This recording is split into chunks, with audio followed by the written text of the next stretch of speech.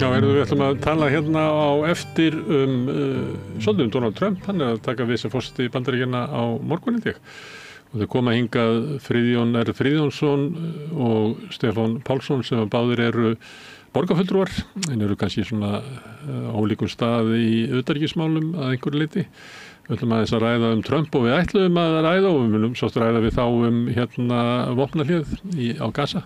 En hann, Qusay O'Day, ætlaði að koma hérna, palestínumaður og aðgerða sinni, en hann forfallaðist. Það náttúrulega eru hörmungar sem að ganga þarna, það þjóðarmorð á hans þjóð og þannig að hann hérna afbúða sig með skömmu fyrirvara. En þeir koma hingað á eftir Friðjón og Stefán Pálsson og við ætlum að ræða svolítið Trump og kannski svona aðeins erlend málefni.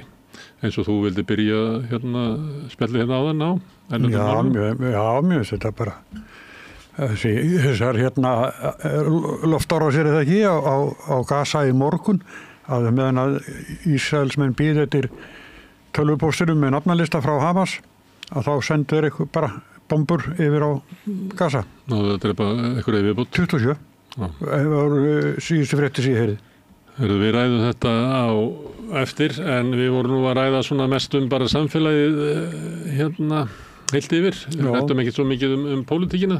Nei, en þetta voru mjög góðir. Ég mátti spyrja Ragnheiði Ríkharðsdóttur hvernig hún vill fá sem hérna formann. Því hún er nú ekkert falið dult með andstöðu sína við Bjarna Ben. Hún er ekki verið hrifin á honum. Hún var ekki hrifin að Davíð Oddssyni heldur, ef ég var rétt. En það sko var svona miðað við allt og allt sko, það var gengið fram hjá henni þegar var skipað menntamálaráðherra að við reiknum flest með því að hún yrði ráðherra en það var ekki forystu flokksins var ekkert sella vel við hana. Hún er einn af þessum hérna þingmönnum sem að hafði sjálfstæði meðal annars út af því að hún naut svona persónufylgis. Hún sótti ekki umboð sitt til flokksins að öllu leyti. Og það eru munum eftir svona þingmönnum sem voru svona spiluð alltaf svolítið svona eigin leik í sjálfstæðisflokknum, Sverrir Hermannsson og fleiri sem hafa haft þessa stöðu, náttúrulega Albert Guðmundsson og þannig að þetta er alltaf mjög skemmtilegt fyrir flokka að hafa svona fólk. Já, líka fyrir okkur hinn. Já, sem hafa sækja svona umboð sitt að hluta til bara beintir einhvers fólks. Já, sé ekki bara fjárstýrð, þau bara sem sagt segja það sem þið langar að segja og gerir það sem þið langar að gera. Og mér langaði að nefna þetta núna því að mér finnst það að vera svona valkostu fyrir Dag B. Eggertsson að horfa á þessa þingmenn til þess að ákveða hvað, að því hann það er alveg augljóst að forysta flokksins ætlar ekki, eða Kristrún, ætlar ekki að, það ekki komið eiginlega fram að samkomulagið þarna þegar maður varði einhvern veginn á milli þeirra eftir að hún hafi verið að hvetja fólk til þess að stróka hann út. Hafi verið hann yrði þingflokksformaður. Ég held að hann hafi ekki verið að meina það þannig sko heldur. Nei, en ég er bara að vísa í það. Já, ég held að hann hafi verið að meina það sko. Því að ég er bara ekki ráð fyrir því að fólk meini það sem hann skrifar sko. Já.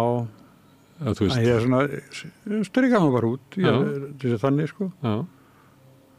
Og svo er alltaf Dagur og hann vil fyndnastur þá þegar hann skoraði alla sjálfstæðismenn að strika sig út. En það er annar mál. En það var ekki mikið af ógildum atkvæðum í Reykjavíkurkjördæmi norðurs, ekki umfram annars. Nei. En eitt sem við veitum kannski ekkert að fjalla að það voru miklu færri auðatkvæði núna heldur en margar kosningar undan. Svona, ég veit ekki hvað er að túlka það. En mér finnst að Dagur ætti að hugsa að hérna hafa sérstöðu. Já, því þetta er svona klassísk staða þingmanns sem er svona, ég segi ekki með annan fótinn út úr flokknum, en svona bara láta, ég er bara þingmaður Reykvíkinga og ég hérna fyrir borgarstjóri þingmaður í Reykjavík og hann er alltaf að segja það og margir taka undir að með hann hefði ykkur að sín fyrir borgina, ég átta mikið alveg á henni, ég verður bara viðkynna en ég bara er takmarkaður. Þannig að mér finnst það sem hefur gerst í honum fyrst og fremst svona verktakavæðing skipulagsins og sömuleyti þetta með græna skrímslið og svona og ýmislegt sem er hérna í bænum og þetta skuggavarp allt saman sem fólk er svolítið að vakna upp núna en náttúrulega svolítið hans arfleið. En mér finnst að hann ætti hérna að pröfa að spila svoleiðis.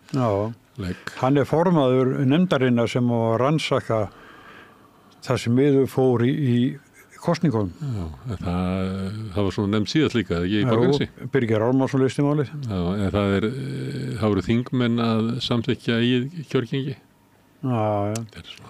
Það var nú svo fyndið þá þegar fór hann inn í geimslun að leita kjörgasum, þannig í Borgarnesi. Já, það var svo spaugileg upp að koma. En svo var bara Salomon Stómar þetta. Mér skrítið að yfirkjörstjórn úrskurði ekki hvort það eigi að vera endurtalning í suðvestri, sko. Já, það getur það ekki. Það var, það sem að úrslit liggja þá fyrir í öllum öðrum kjördæmum. Ég held að það sé ekki hægt að taka upp kosningu bara í einu kjördæmi. Það er ekki að taka upp kosningu, það er bara að telja aftur. Það er fyrsta krafan árið það. Síðan fundust þessi, var ekki 25 atkvæði bæjarskrifstofu Kópavogs. Og svo hafa fundist atkvæði sem að tilheyra norðausturkjördæmi. Þegar ég hlusta á þetta, þá ekki komin tími á því að við tökum bara framkvæmd kosninga af Sjálfstæðisflokknum. Því að meira og minna hefur þetta verið rekið af sýslumönnum og sýslumenn held ég bara 90% einhverjir innvígðir og innmúraðir sjálfstæðismenn. Og þeir hafa farið með þetta og það endalaust svo sögur, mannst eftir kjörkassanum sem valt niður hlíðina og hann gera bíómyndum þegar hann var sýslumaður Þórólfur Halldórsson sem setti lögbannið á stundina. Sýslumaður bara standasýslu. Já, hann týndi kjörkassa og það var líka... Já, hann mætti líka með kjörkassa sem bór í báta til að kjósa og eitthvað bara öldrunarheimili þar sem hann eiginlega aðstóðaði fólk við að kjósa.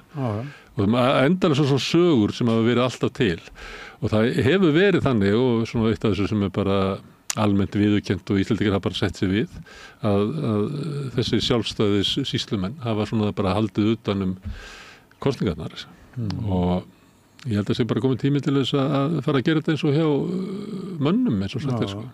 Píratarnir vildu að kæmi eftirlit frá ÖSE. En aðri flokkar settu sig á móti, það tók ekki undir það líklega vegna þess að þeir bara beygja sig undir þetta að Sjálfstæðisflokkurinn megi bara ráða, sko. Já, svona svolítið móðgæðir að þetta komi utan að komandi ykkur til að efast ágætt Íslendinga. Man setti því þegar að við fórum með pappa að kjósa, að hann koni hjólastól og hann mjög svona nervus hann inni og ég svona að hjálpa hann inn í klefa. Kjörklefa og þá kemur ykkur bara ný og rak mig burtu. Ég var ekkert að fara inn með honum en samt var þetta var sem sagt hann við betur hefðan fengið að laga hjólastólinn sinn.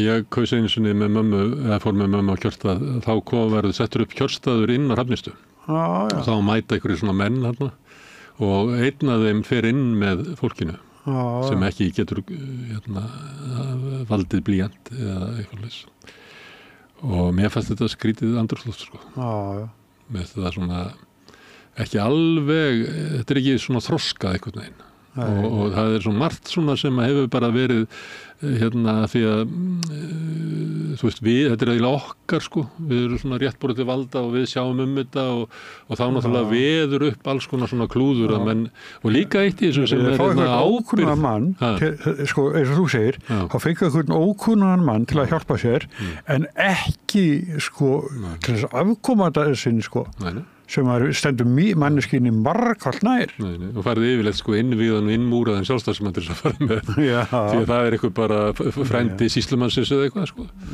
eða eitthvað sem hann stillir bara þarna upp og þetta ég veit ekki, ég held að þessi langt í land með Íslendingar sem átti sig á því hvað við erum eiginlega þetta ekki frumstætt, þetta bara bláið spilt. Við erum bláið, bara allt í lagi alltaf í okkur. Þegar svolítið. Herðu, Sjálfstæðis, það nú enginn búinn að lýsa yfir ætli að bjóða sig fram til formans, það ekki eitthvað skrítið? Akkur ekki, heldur að Guðlaugur Þór og Áslaug Arna séu að semja og þess vegna bíði Þórdís Kolbrún eftir því hvað kemur út úr því til þess að það er eitthvað svona í gangi? Já, hún sagði síðasta viðtalið sem ég las að Hún hefði ekki enn tekin inn ákvörðun. Hún samt sér hún, ég er búin að vera varaformar í 7 ár og ég er tilbúin að leiða flokkin inn í framtíðina.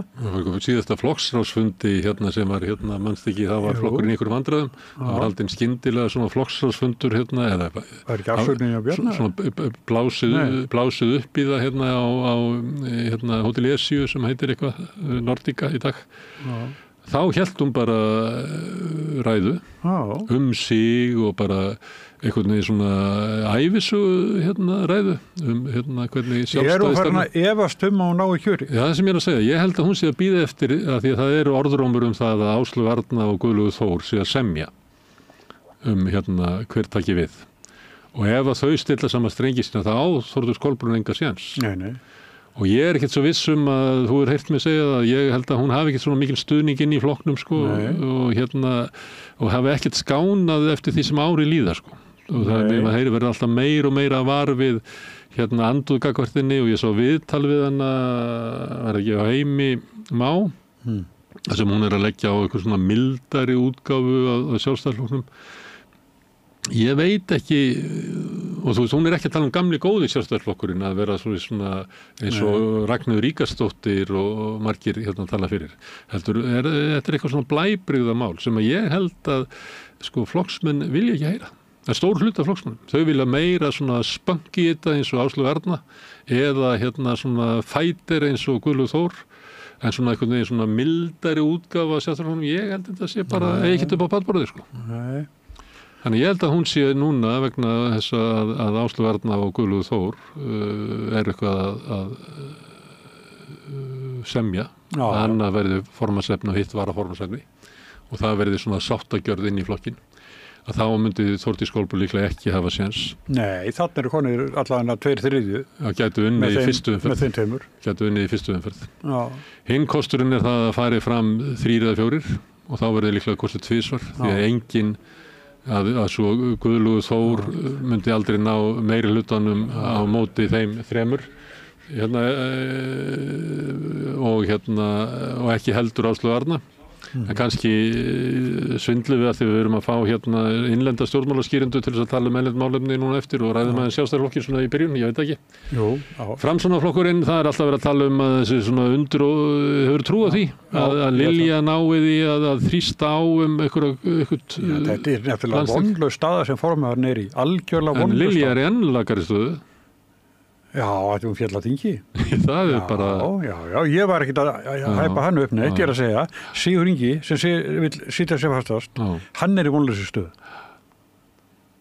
Nei, hann myndi vera hættur ef hann var í vonlaus. Það sem hann hugsar, bíðum aðeins og sjáum til. Ég meina þessi ríkisstjórn á eftir að fara í gang og svo kemur allt inn í ljós svona einhver andstaða við hana og eitthvað fleira og þá kannski, þú veist, jöfnu við okkur og allt inni byrjuð við að mælast með 10% og svo 12% og svo 15%.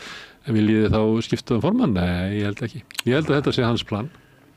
Nei, verður bara eitthvað breyting. Bjarni ætlaði að spila inn á þetta svolítið, að fresta kannski landsfundunum og verið í stjórnarandstöðu þá allt í einu kannski kemur ljós að allt í einu mælist Sjálfstæðisflokkur með 35% fylgi á móti óvissandi ríkisstjórn og ætlaði að skipta formann þá. Þannig ég held að Sigur Ingi sé að hugsa þetta. Já, en það er ekki nú að hann hugsið það. Nei, hann er í flokki. Flokkurinn það líka hugsa, það er fólkið flokkur. Já, en ég held að Lilja sé ekki í stöðunni til þess að knýja þetta í gegn því að valkosturinn að ég vil að hún þurfi bara verja að vera varaformaður Já. Herðu, það er konir hérna til okkur tökum örstuð hlé og þeir koma hingað stjórnmálaskýrendurnir Stefán Pálsson og Friðjón R. Friðjónsson eftir augnablik. Með því að ganga í leigjendasamtökin styður þú baráttu leigjenda. Leigjendasamtökin eru fyrir öll þau sem vilja vinna að réttlæti og öryggi á húsnæðismarkaði. Leigjendasamtökin.is